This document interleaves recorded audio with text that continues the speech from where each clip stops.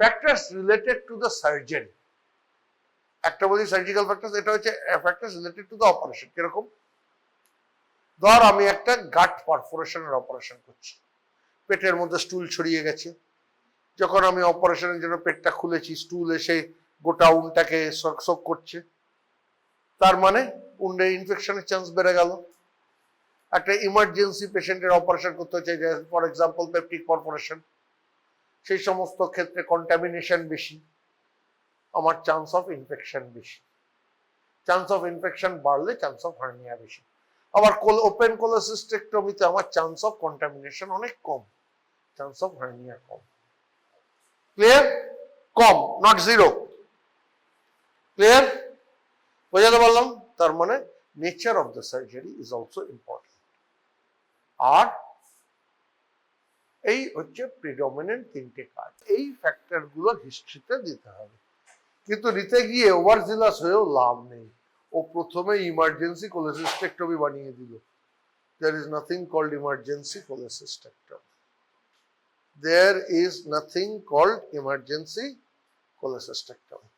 হ্যাঁ, হতে পারে gallbladder perforation বা epiphysematous cholecystitis, but they are very few and far between. কিন্তু এই পেশেন্টের কি আছে? 5 ফুট হাইট, ওবেস বলেছি, ওবেসিটি আছে। নেক্সট, ডায়াবেটিস, হাইপারটেনশন, হাইপোথাইরয়েডের হিস্ট্রি গেইনস আটমোস্ট ইম্পর্টেন্স। এগুলো পাস্ট হিস্ট্রিতে নিতে হবে। ঠিক আছে? তার মানে আমি যখনই এত কিছু বললাম, তার মানে পেশেন্টের পোস্ট অপারেটিভ পিরিয়ড কেমন কেটেছে হিস্ট্রিতে সেটাও নিতে হবে। এবার পোস্ট অপারেটিভ যদি উন্ড ইনফেকশন হয়ে থাকে, চান্স অফ হার্নিয়া বেশি। হয়েছিল কি? সেলাই আনইভেন্টফুলি কাটা হয়েছিল কি? এই হিস্ট্রিগুলো নিতে হবে। মনে থাকবে? ক্লিয়ার? কি এনি প্রবলেম? Any problem? তার মানে যখন আমি একটা ইনসিশনাল হার্নিয়া সাজেস্টিভ হিস্ট্রি নেব, তখন আমাকে যেগুলো বললো রিডিউসিবিলিটি, ইররিডিউসিবিলিটি, আদার সোয়েলিং, ওগুলো তো নেবই, কাশলে বাড়ছে, এগুলো তো হিস্ট্রিতে নেবই। এবার পাস্ট হিস্ট্রিতে পাস্ট অপারেশনটা কি হয়েছিল, পেশেন্ট এখানে বলে দিল ওপেন কোলোসিস্টেক্টমি হয়েছিল। ওকে ফাইন, গলব্লাডার অপারেশন হয়েছিল কতদিন আগে সেটা জানলাম। Elective planned open laparoscopy converted to open সেটা জানবো। পোস্ট অপারেটিভ উন্ড ইনফেকশন হয়েছিল কিনা সেটা জানবো। কেন? যে ওবেস তার সাবকিউটেনিয়াস ফ্যাট বেশি, ফ্যাটের মধ্যে ব্লাড ভেসেল থাকে না, চান্স অফ উন্ড ডেহিসেন্স তাদের বেশি, এগুলো হলে ইনফেকশনের চান্স বাড়ে, তাহলে চান্স অফ হার্নিয়াও বাড়ে। এগুলোর হিস্ট্রি নিতে হবে। ক্লিয়ার? এবার আরেকটা জিনিস মাথায় রাখতে হবে, incisional hernia can occur within 2 to 3 months after the initial operation, can occur many years after the initial operation. যদি 2 to 3 months of initial operation হয়, সেটাকে বললে early incisional hernia. Early incisional হার্নিয়াতে কি হয়? It usually involves the entirety of the incision. তার এতটা কেটেছি পুরোটাই ইউজুয়ালি ইনভলভ থাকে। তার মানে কি? একটা ওয়াইড নেক হয়। যদি ওয়াইড নেক হয়, chances of obstruction is lower. Whereas যে ইনসিশনাল হার্নিয়াটা কয়েক বছর পরে হচ্ছে, ভেরি লেট, সেই ইনসিশনাল হার্নিয়াতে usually involves only a part of the incision. সেক্ষেত্রে there is a chance of a narrow neck which increases the chances of obstruction or strangulation. Am I clear? Or a late incisional hernia is usually due to defective collagen synthesis. Okay? Defective collagen synthesis. Pathology te pore eschish, wound healing ultimately type of collagen synthesis দিয়ে হয়। Clear? মনে থাকবে? আচ্ছা, তাহলে হিস্ট্রিতে কি কি জিনিস নিবি এবার আরো ক্লিয়ার হলো। তার মানে personal history becomes very important. হ্যাঁ, এইবার নেক্সট প্রশ্ন, এই পেশেন্টের আমি কার্ডিয়াক চিকিৎসা একটাই অপারেশন, তাদের বহুবার বলেছি অপারেশনটা কবে করব। Wait for at least 1 year after the initial surgery. Clear? Ideally. Can let the tissues to settle down properly, then repair. Okay?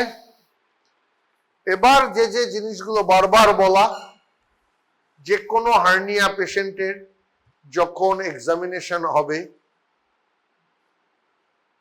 পেশেন্টকে দাঁড় করিয়ে এবং শুইয়ে দুবার দেখতে হবে, তোদের আগে বলেছি। নেক্সট, যখন আমি হিস্ট্রিতে বলছি ইট ইনক্রিজেস অন কাফিং, তখন কাশার পর তার সাইজ কত সেটা বলতে হবে, উইদাউট কাফ তার সাইজ কত সেটা বলতে হবে, এবং প্যালপেশনের সময় আফটার কাফিং the size is 6 inch, before কাফিং the size was 4 inches, after lying it reduces totally, by it disappears totally, after lying supine it becomes 2 centimeter কি 2 inches, সেটা তোকে পুরো ডিটেলস পুরো জায়গায় লিখতে হবে।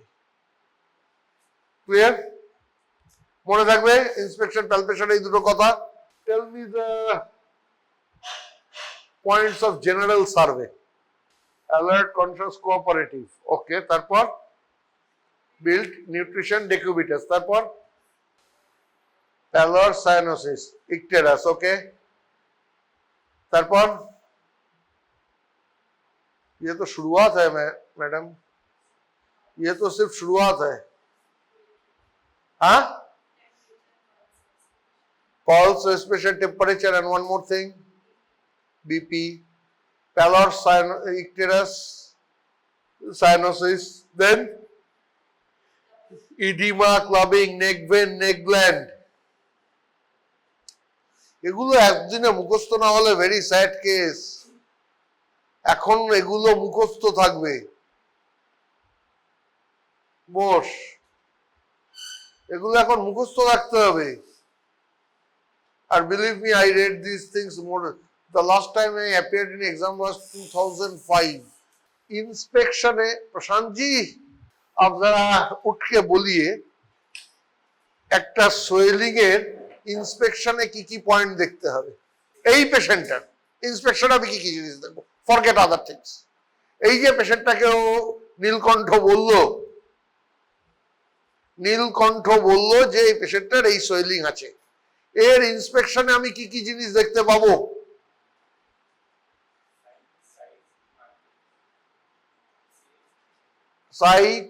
সাইজ, শেপ, মার্জিন, তারপর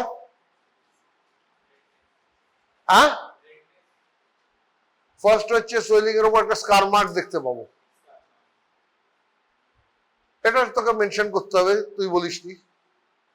যার 3 মাস আগে ওপেন কোলসিস্টেক্টমি হয়েছে, সোয়েলিং এর উপর আমি একটা দাগ দেখতে পাবোই উইদাউট এনি হেজিটেশন। আচ্ছা, এটা গেল 1 নম্বর। 2 নম্বর হচ্ছে সাইজ বললি, সারফেস বললি, মার্জিন বললি। তারপর কাফের পর সাইজ যখন বলছিস, before calf, after calf, while lying down, standing, lying down, before cuff, after cuff, lying down, সব জায়গায় অ্যাপ্রক্সিমেটলি এত, এগুলো তোকে প্রত্যেকটা জিনিস মেনশন করতে হবে। হলো? whether it moves with respiration, whether it moves with respiration বলে যথেষ্ট, abdominal swelling move up and down হতে পারে, আর whether there is any visible peristalsis, ওটা গাট হতে পারে, তো that can be gut হলে there can be visible peristalsis। इसका यूज करो। This is not an ornament, this is for using, bosh, isn't it? This is to use, this is not an ornament। আচ্ছা, তুই এবার এই পেশেন্টের প্যালপেশনে কি কি দেখবো?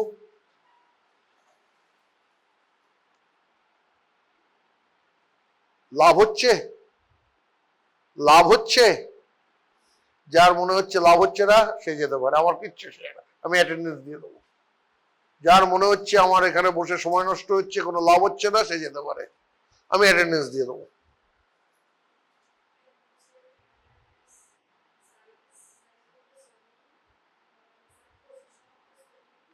The first thing is very simple, don't try to complicate matters.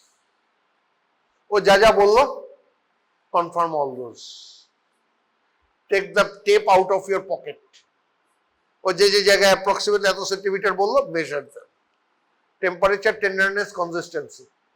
আর একটা test আছে, সেটা হচ্ছে পেশেন্টকে শোয়াতে হবে, হার্নিয়াটাকে রিডিউস করলে ওখানে আমি একটা গ্যাপ প্যালপেট করতে পারবো ইন দ্য মাসল, ওই গ্যাপটার সাইজ মেজার করতে হবে। ক্লিয়ার? কি বললাম? ও যা যা ইন্সপেকশনে বললো, you will confirm size, shape, margin, surface, consistency, temperature, tenderness. Cough impulse, palpable cough impulse, তখন ভিজিবল ছিল, এখন প্যালপেবল। তখন ভিজিবল পেরিস্টালসিস ছিল, এখন আমি দেখতে পাচ্ছি পেরিস্টালসিস, হাতে দিলেও বুঝতে পারছি, maybe may not be. The nomental fat below the peristalsis will neither be visible nor palpable. Okay? After that, measurement. While standing, the measurement is 5 centimeter. While lying down, it is 2 centimeter. Okay, fine. While coughing, after standing, it is 7 centimeter. Measure it and write. Okay? And what more? Reduce it. That means there must be opening through which it is coming out. That means there is a gap. Insert your fingers through that gap and measure the length of the gap. It can be a round gap, it can be a linear gap. If it is a round gap, mention it is a round gap or oval shaped gap, approximately 2 centimeter in length. Got my point? বোঝা গেল? Peristalsis দেখলে পেরিস্টলটিক, এবার অসকালটেশনে ওইটা দিয়ে আমি কোনো পেরিস্টলটিক sound পাচ্ছি কিনা, কোনো পালসেশনে কোনো প্যালপেবল বা অসকালটেবল কিছু পাচ্ছি কিনা। ক্লিয়ার হয়ে গেল? Now what is your diagnosis? This is a case of incisional hernia occurring within 1 month or 1.5 months of an open cholecystectomy operation involving the entire length of the scar. It does not show any feature of obstruction or strangulation at present, and the patient is having diabetes or hypothyroid or IBS. That finishes your diagnosis. Clear? এইবার next প্রশ্ন, তুই যখনই আমাকে ডায়াগনোসিসটা বলবি পরীক্ষার হলে, তাহলে আমার ফার্স্ট প্রশ্ন হবে, তুমি এটাকে হার্নিয়া বলছো, what are the points in favour of your diagnosis? What are the points in favor of your diagnosis? Number 1, there is a swelling which increases in size while coughing down and decreases while lying down. On inspection we can see it, and on palpation we can palpate it. Any reducible swelling there is a hernia, and that is occurring through a previous incision here, and we can also palpate a gap after reducing the swelling completely. এবার যে swelling totally reduce করা যাচ্ছে না, তার আবার gap size লিখে this না পরীক্ষার হলে। ক্লিয়ার? ধর এইটুকু গ্যাপ, 3টে লুপ অফ ইন্টেস্টাইন বেরিয়ে এত বড় ইন্টেস্টাইন, তুই তখন গোটা ইন্টেস্টাইন মাপটাকে গ্যাপ সাইজ বলে দিস না। ঠিক আছে? এটা পুরো রিডিউস করলে তবেই গ্যাপটা তুই বলতে পারবি। ক্লিয়ার? হ্যাঁ, কাজে ইররিডিউসিবল সোয়েলিং আবার গ্যাপ সাইজ বলতে যাস না, অঙ্কটা মেলাতে হবে, অঙ্কটা মেলাতে হবে। ঠিক আছে? ব্যাক ক্যালকুলেশনে হলো মেলাতে হবে। এবার আমার নেক্সট প্রশ্ন, what are the other differential diagnosis you have considered in this patient? একটা আমি এটা এক্সামিনার টু এক্সামিনার উত্তরটা ভ্যারি করতে পারে। আমি এক্সামিনি হলে একটাই প্রশ্ন উত্তর দিতাম, স্যার এই যে obvious history, I have not considered any other diagnosis. It is obvious from the diagnosis. But still, irreducible is so obvious. Will you suggest any investigation to confirm your diagnosis? Will you suggest any investigation to confirm your diagnosis? No. Why? Hernia is a clinical diagnosis. প্রবলেমটা হচ্ছে আমি এগুলো প্রচুর লিখি, medical থেকে পয়সা দেয় না, ওরা প্রমাণ চায়, বাধ্য হয়ে HRUSG বা CT লিখতে হয়। আমি একবার লিখেছিলাম, no qualified surgeon should need a USG to diagnose hernia. বুঝলি? এটা নিয়ে প্রচুর ঝামেলায় পড়ে গেছিলাম। আপনার ডাক্তার পেশেন্টকে ফোন করে বলছে ওই ডাক্তারবাবু চেঞ্জ করুন, অন্য। আমাকে পেশেন্ট বলছে আপনি 1000 টাকা খরচা করেন, আমার কি এসে গেছে? হ্যাঁ, I am not spending my money, why should I bother? বুঝতে পারছিস? দিনকাল এরকম মেডিক্লেমের ডাক্তাররা। আর আমি তখন ওই ডাক্তারকে বলেছিলাম যে ডাক্তারি করার ক্ষমতা আছে, সে মেডিক্লেম কোম্পানির চাকরি করে না, সে আমার উপর প্রচন্ড রেগে গেছিল। বেসিক্যালি হার্নিয়া ডায়াগনোসিসের জন্য কোনো ইনভেস্টিগেশন লাগে না, একমাত্র ভেরি আর্লি হার্নিয়াতে লাগলেও লাগতে পারে। অনেক সময় আর্লি ইগুইডাল হার্নিয়া দেখা যেতে পারে। ওকে, নেক্সট, এর কি তাহলে কোনো ছবির কোনো প্রয়োজন আছে? লাগার কথা নয়, কিন্তু ওবেসিটি আছে, ডায়াবেটিস বা হাইপারটেনশন থাকলে আমি এর একটা T3 T4 TSH করবো। কারণ হাইপোথাইরয়েড ক্যান কজ ওবেসিটি। ঠিক আছে, আচ্ছা ফাইন।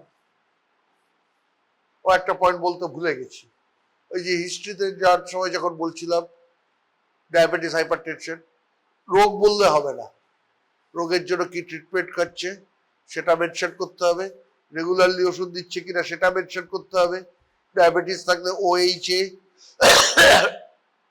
না ইনসুলিন কোনটা নিচ্ছে এগুলো সব মেনশন করতে হবে। ক্লিয়ার? আচ্ছা, এবার এই পেশেন্টের কি হার্নিয়া অপারেশন করব? এই পেশেন্টের চিকিৎসা তো অপারেশন। একটা ইনসিশনাল হার্নিয়া পেশেন্টের আজকের দিনে একটাই অপারেশন আমরা করি, সেটা হচ্ছে মেশ রিপেয়ার। এবার মেশটা কোথায় কোথায় বসাতে পারি তোদের আগে বলেছিলাম, একটা হচ্ছে অনলে, একটা হচ্ছে প্রিপেরিটোনিয়াল, একটা হচ্ছে intraperitoneal. Intraperitoneal is done by laparoscopy, ঠিক আছে, ওটার নাম আইপম, ইন্ট্রাপেরিটোনিয়াল অনলে মেশ। আর এছাড়া অনলে মেশ বসাতে পারি। তাহলে ল্যাপারোস্কোপিক মেশ আর অনলে মেশের তফাৎ কি? Onlay mesh is outside the peritoneal cavity, gut does not come into contact with it, it is made up of polypropylene। আর ইন্ট্রাপেরিটোনিয়াল মেশের কাছে গাট আসে, তার জন্য ইট ইজ বাইলেয়ার্ড। একটা উপরের সারফেস যেটা প্যারাইটিসের সঙ্গে কন্ট্যাক্টে থাকে, দ্যাট ইজ পলিপ্রোপিলিন, তলায় পলিগ্লাইকোলিক অ্যাসিড বা ওই জাতীয় মেটেরিয়াল থাকে। So that's why this is exponentially more costly. Clear? তাহলে ইনসিশনাল হার্নিয়া লং কেস হলে তোরা ট্যাকল করতে পারবি? আমার MBBS MS দুটো পরীক্ষায় লং কেস ছিল ইনসিশনাল হার্নিয়া, বুঝলি?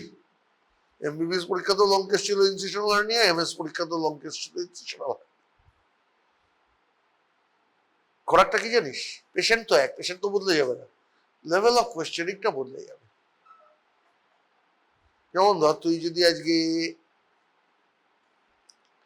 তুই DM কার্ডিওলজি করছিস, MBBS পরীক্ষা তো তোর কেস বললো মাইট্রাল স্টেনোসিস, MD পরীক্ষা তো তোর কেস বললো মাইট্রাল স্টেনোসিস, তারপর DM কার্ডিওলজি পরীক্ষা তো তোর কেস তো তৈরি হবে না, শুধু লেভেল অফ কোয়েশ্চেনিং আর লেভেল অফ অ্যান্সারটা বদলে যাবে।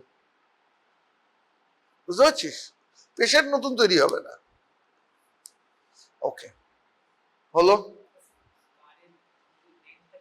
হ্যাঁ, লিখতে পারলে আরো ভালো নম্বর পাবে। অবশ্যই স্কারের লেংথে এবং স্কারের কতটা জুড়ে লেংথে হার্নিয়া হয়েছে সেটা লিখতে আরো ভালো নম্বর পাবে।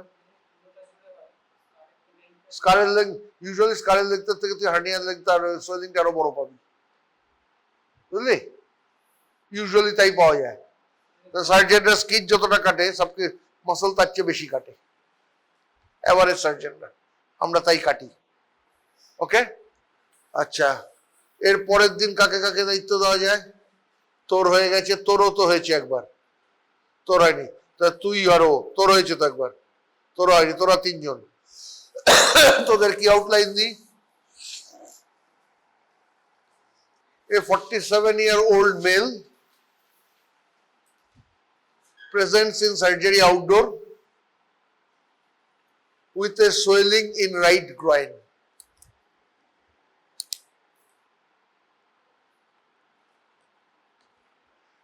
"47-year-old man presents in surgery OPD with a swelling in right groin. He is a chronic smoker.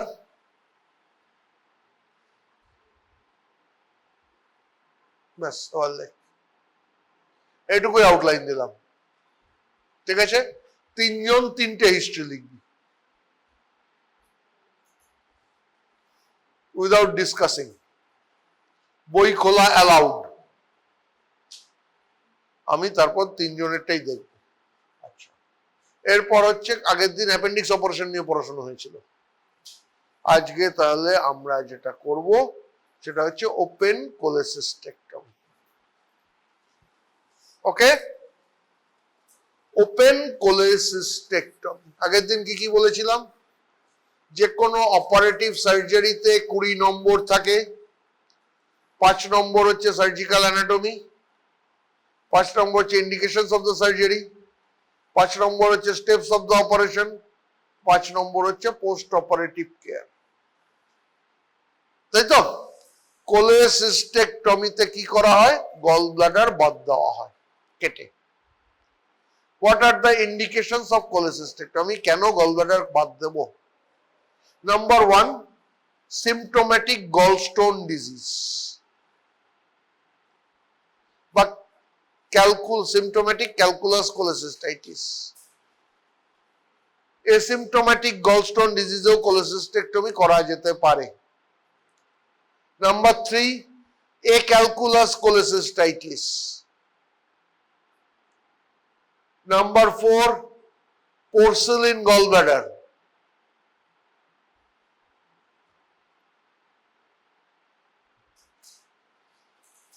Porcelain gallbladder, এই তোর নামটা আবার ভুলে গেছি রে। হ্যাঁ, পর্নার। পোর্সেলিন গলব্লাডার কারে কয়? পড়িয়েছি আমি ক্লাসে। গলব্লাডার তো তোদের ক্লাসে আমি পড়িয়েছি। গলব্লাডার ওয়ালে ক্যালসিফিকেশন হয়, মনে পড়েছে? কেন করতে হয়? Because it is pre malignant. পড়িয়েছিলাম তো, কিরে? নাকি আমি হ্যাঁ বলছি, আমি বলছি বলে ঘাড় নাচ্ছিস? ইয়েস ম্যান হতে চাইছিস সব? আমার ইয়েস ম্যান দরকার নেই। কোথাও যদি মনে হয় যে স্যার আপনি ভুল বলছেন, you can feel free to challenge me. Okay, এই সুবাদে যদি আমার একটু বইপত্র খোলা হয়, বুঝতে পেরেছিস? যদি মনে হয় কিছু বুঝতে অসুবিধা, কাজ নেই, আমি বই খুলে নেবো। আর সবার পকেটে এখন গুগল আছে, বইও খুলতে হবে না, সবার পকেটেই গুগল আছে। কারণ আমাদের ছাত্র জীবনের মতো না, চল লাইব্রেরিতে চল, এখনই মেলাচ্ছি, এখন আর লাইব্রেরিও যেতে হয় না। আচ্ছা, this are more or less the indications. এছাড়া অ্যাকিউট কোলেসিস্টাইটিসে, পার্টিকুলারলি এমফাইসিমেটাস কোলেসিস্টাইটিসে ইমার্জেন্সি কোলেসিস্টেক্টমির বেসিক্যালি দুটো ইন্ডিকেশন, একটা হচ্ছে গলব্লাডার পারফোরেশন, আর একটা উইথ পেরিটোনাইটিস, আর একটা হচ্ছে এমফাইসিমেটাস কোলেসিস্টাইটিস। ওকে, এই কারণে আমি গলব্লাডার অপারেশন করব। গলব্লাডার ক্যান্সারের জন্য বেসিক্যালি গলব্লাডার ক্যান্সারটাকে তোকে দুভাগে ভাগ করতে হবে। একটা হচ্ছে pre operative diagnosis of cancer আছে, সেক্ষেত্রে আর gallbladder cancer is not the, gallbladder cholecystectomy is not the treatment. The treatment is radical cholecystectomy, যেখানে অনেক কিছু এক্সট্রা বাদ দিতে হয়। কিরকম? র্যাডিক্যাল কোলেসিস্টেক্টমি করতে গেলে ফ্রোজেন সেকশন বায়োপসির ব্যবস্থা থাকতে হবে। রেডিক্যাল কোলেসিস্টেক্টমি করতে গেলে পেট খোলার পর ফার্স্ট স্টেপ হচ্ছে একটা অ্যাওর্টোকেভাল নোড তুলে ল্যাবে পাঠিয়ে দেওয়া, এই ফ্রোজেন সেকশন বায়োপসিতে। ও যদি বলে it is involve with cancer, তাহলে আমার আর এক্সটেন্ডেড কোলেসিস্টেক্টমি বা রেডিক্যাল কোলেসিস্টেক্টমি করে কোনো লাভ নেই। It is already stage 4 disease. Okay, aortocaval node মানে আইভিসি আর অ্যাওর্টার মাঝখানের নোড। যদি ওটা নেগেটিভ আসে তাহলে আই ক্যান প্রসিড করার পর দ্বিতীয় ফ্রোজেন সেকশন কোথায়, সিস্টিক ডাক্টটা ডিভাইড করে সিস্টিক ডাক্ট স্টাম্প থেকে একটা বায়োপসি পাঠাতে হবে ফ্রোজেন সেকশনে। যদি ওটা পজিটিভ আসে তাহলে এন্টায়ার বাইল ডাক্টটাও বাদ দিতে হবে। যদি ওটা নেগেটিভ আসে বাইল ডাক্ট বাদ দেওয়ার দরকার নেই। তার মানে ফ্রোজেন সেকশন ডিটারমিন করবে whether I can proceed with the surgery or not, and even if I proceed, what should be the extent of my dissection. Okay, এবার আমার সিবিডি চারধারে, হেপাটিক আর্টারি চারধারে, পোর্টাল ভেন মানে portal ট্রাইডের তিনটে স্ট্রাকচারকে ন্যাড়া করে তার গায়ের সমস্ত লিম্ফ নোড ক্লিয়ার করতে হবে। গল ব্লাডারের সঙ্গে লিভারের সেগমেন্ট 4B আর 5 পুরো বার করে আনতে হবে। That is extended cholecystectomy. এটা হচ্ছে প্রি অপারেটিভ ডায়াগনোসিস যার আছে। আর অনেক ক্ষেত্রে প্রি অপারেটিভ ডায়াগনোসিস নেই গল ব্লাডারে, শুধু গলস্টোন নিয়ে এসছে, আমি কোলেসিস্টেক্টমি করলাম, করে বায়োপসিতে পাঠালাম, বায়োপসি রিপোর্ট এলো ক্যান্সার। তখন আমার রেডিক্যাল রিডিসেকশন লাগবে কি লাগবে না? If it involves the only the mucosa and submucosa, তাহলে আমার কিছু না করেও ওয়েট অ্যান্ড ওয়াচ করে চালিয়ে দেওয়া যেতে পারে। But if it involves the muscularis propria, I have to do a radical cholecystectomy. Okay? এই হচ্ছে গলব্লাডার ক্যান্সারের সার্জারি। হ্যাঁ, কাজে গলব্লাডার ক্যান্সার কোলেসিস্টেক্টমি ইন্ডিকেশন হিসেবে গলব্লাডার ক্যান্সার না বলাটাই বাঞ্ছনীয়। ওকে, ক্লিয়ার? আচ্ছা, তাহলে কোলেসিস্টেক্টমি ইন্ডিকেশন হলো। এবার সার্জিক্যাল অ্যানাটমি। ফার্স্ট কথা,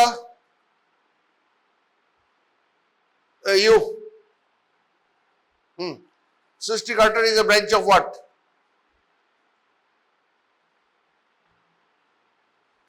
Cystic artery branch of what? Class में आने से सिर्फ नहीं होगा मैडम, थोड़ा पढ़ना भी पड़ेगा। You have to read. এই তুই, তোর নাম যেন কি ভুলে গেছি তো, প্রিয়দর্শিনী, বল। বস, দুজনই বস। নীলকণ্ঠ, একটু আলোকপাত করো। পড়াই তো বললি, আলোকপাত কর। সিস্টিক আর্টারি কার branch? Very good, right hepatic artery. ঠিক আছে, আচ্ছা। Triangle of Calot's boundary, you Mrittika তোর পেছনের,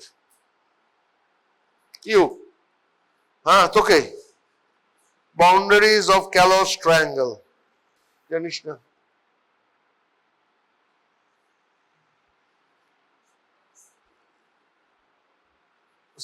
common hepatic duct, cystic duct আর ইনফেরিয়র সারফেস অফ লিভার। বস, দুজনই বস। পড়তে হবে রে, পড়ছিস না। আবার স্যার প্রশ্ন করে বিরক্ত করছেন। এই সৃষ্টি, তুই তো সৃষ্টি, তাহলে শ্রুতি, প্রকৃতি, এই ঘেরে ফেলেছি, প্রকৃতি। ট্রায়াঙ্গল অফ ক্যালোটের কন্টেন্ট কি? আর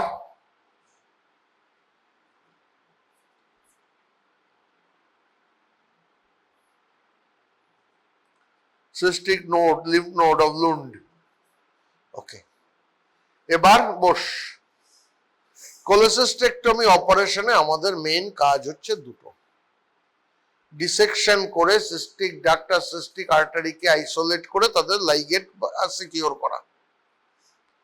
ওকে, তারপর গলব্লাডারটা ওই দুটোকে ডিভাইড করে গলব্লাডারকে বার করে আনা। ডিউরিং ওপেন কোলেসিস্টেক্টমি আমরা যে ইনসিশনটা দিই তাকে বলা হয় caucus right সাবকস্টাল incision, usually 1 to 2 centimeter below and parallel to the costal margin ইনসিশনটা দেওয়া হয়, তারপর আস্তে আস্তে সিরিয়ালি মাসল গুলো কাটা হয়, তারপর পোস্টেরিয়র রেক্টাস আর পেরিটোনিয়াম মিলিয়ে একটা লেয়ার থাকে, সেটাকে তোলা, এটাকে বলে সার্জিক্যাল পেরিটোনিয়াম অনেকে বলে। এটাকে তুলে ডিভাইড করে পেটে ঢোকা হয়। তিনটে মপ নেওয়া হয়, একটা দিয়ে ট্রান্সভার্স কোলনকে নিচে নামানো হয়, একটা দিয়ে স্টমাককে টুয়ার্ডস দ্য লেফট সরিয়ে দেওয়া হয়, আরেকটা দিয়ে ডুওডেনামকে একটু নিচে নামানো হয়। That exposes the gall bladder. Reverse retractor তোদের আগে দেখিয়েছি, রিভার্স রিট্রাক্টর দিয়ে অ্যাসিস্টেড লিভারটাকে ট্র্যাকশন দিয়ে রাখে। সার্জেন gallbladders are fundus আর Hartmann's pouch, মানে most dependent part of the gallbladder. Hartmann's pouch is not physiological, it is pathological. Stone হলে স্টোনের ভারে ওই জায়গাটা ঝুলে যায়। Hartmann's pouch এর ধরে direction out and below and down and out traction দেয়, that opens off the Calot's triangle. তারপর ডিসেক্ট করে ওই দুটো বার করে গলব্লাডার ছাড়ায়, তারপর পেট ক্লোজ করে দেয়। এইটা হচ্ছে ওপেন কোলেসিস্টেক্টমি স্টেপস। ল্যাপারোস্কোপিতে কি করা, এই জিনিসটাই ল্যাপারোস্কোপিক্যালি। 4টে পোর্ট করা হয়, 10 millimetre camera port umbilical region. It can be supraumbilical, it can be infraumbilical, depending upon surgeon's choice. Number 1. Number 2,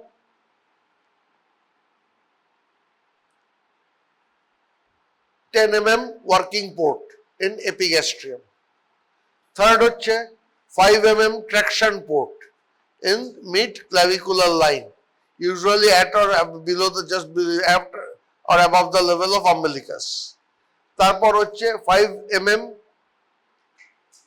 traction port in right iliac fossa along the anterior axillary line. ঠিক আছে, এই যে last যে পোর্টটা, সেটা দিয়ে গলব্লাডারটাকে উল্টে ধরে রাখা হয় ট্র্যাকশন দিয়ে, লিভারটা উল্টে যায় তাতে। মিড ক্লাভিকুলার লাইনের পোর্টটা দিয়ে ক্যালটস ট্রায়াঙ্গেল হার্টম্যানস পাউচটাকে ডাউন এন্ড আউট টানা হয়, আর ডান হাতে দিয়ে এপিগ্যাস্ট্রিক পোর্টের দিয়ে ইনস্ট্রুমেন্ট ঢুকিয়ে ডিসেকশন করা হয়।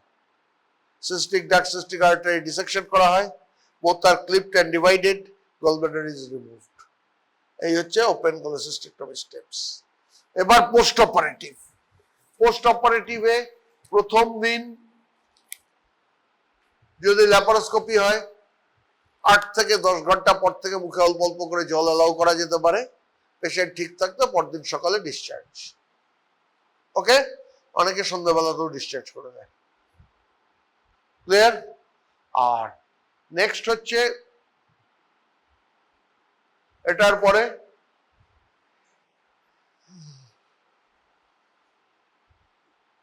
আচ্ছা, ওপেন কোলেসিস্টেক্টমিতে যতক্ষণ না পেশেন্টের পেরিস্টালটিক সাউন্ড শুনতে পাওয়া যাচ্ছে, which usually comes back within the next 24 to 36 hours, মুখে অল্প অল্প করে খাবার অ্যালাউ করা হয়। প্রথমে লিকুইড দেওয়া হয়, তারপর সেমি সলিড দেওয়া হয়, তারপর নর্মাল দেওয়া হয়। নর্মাল ডায়েট যখন পেশেন্ট টলারেট করতে পারে, পেশেন্টকে ছুটি করে দেওয়া হয়। এই হচ্ছে পোস্ট অপ কেয়ার। পোস্ট অপারেটিভ কি দেবো? একটা অ্যান্টিবায়োটিক দেবো, অ্যানালজেসিক দিতে হবে, আর পিপিআই দিতে হবে। ক্লিয়ার? আর যতক্ষণ ফ্লুইড চলবে ফ্লুইড চালিয়ে রাখতে হবে। মনে রাখবি, অপারেশনের পর প্রথম 24 ঘন্টা সোডিয়াম দেওয়ার দরকার নেই। কেন? ওই সময় বডি এক্সেসিভ কোয়ান্টিটিতে এডিএইচ সিক্রিট করে। That means there is salt retention. ADH হলে কি হয়? সল্ট অ্যান্ড ওয়াটার রিটেনশন হয়। ক্লিয়ার? কিন্তু 24 ঘন্টা পরে সেটা আর থাকে না। 24 ঘন্টার বেশি যদি ফ্লুইড থাকে, তখন সোডিয়াম চালু করতে হবে। তার প্রথম 24 ঘন্টায় শুধু 5% ডেক্সট্রোজ দিলেও যথেষ্ট। কিন্তু ডায়াবেটিকদের আবার সেটা দেওয়া যাবে না, তাহলে তো ব্লাড সুগার প্রচুর বেড়ে যাবে। কাজে 5% ডায়াবেটিকদের আমাকে কিছু ডেক্সট্রোজের সঙ্গে আবার ডেক্সট্রোজ একদম না দিলেও প্রবলেম, হাইপোগ্লাইসিমিয়া হয়ে যাবে। ডেক্সট্রোজ এবং সোডিয়াম ভাগ করেই দিতে হবে ডায়াবেটিকদের। ঠিক আছে? Incisional hernia plus operative. হ্যাঁ, কি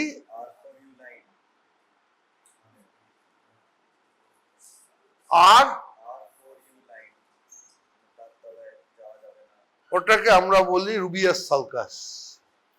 ওটা ল্যাপারোস্কোপিতে বলি। রুবিয়াস সালকাস বলে একটা সালকাস আছে লিভারে, ইউজুয়ালি যেখান দিয়ে তোর পোর্টা হেপাটিসটা যে লেভেলে থাকে সেই লেভেলে। আমরা বলি never dissect below that during laparoscopy. Open সার্জারিতে ওটা চোখে খুব একটা দেখা যায় না। মনে রাখবি ওপেন থেকে ল্যাপারোস্কোপিতে the vision is 15 to 20 times enlarged. তুই যেটা দেখবি গোটা স্ক্রিন জুড়ে গোল ব্লাডার, বার করার পর দেখবি এইটুকু, তাই তো? ল্যাপারোস্কোপি দেখেছিস গোল ব্লাডার? ওই গোল ব্লাডারটা বার করার পর দেখেছিস সাইজ কতটুকু, আর গোটা স্ক্রিন জুড়ে দেখছিস। এই জন্য মনে রাখবি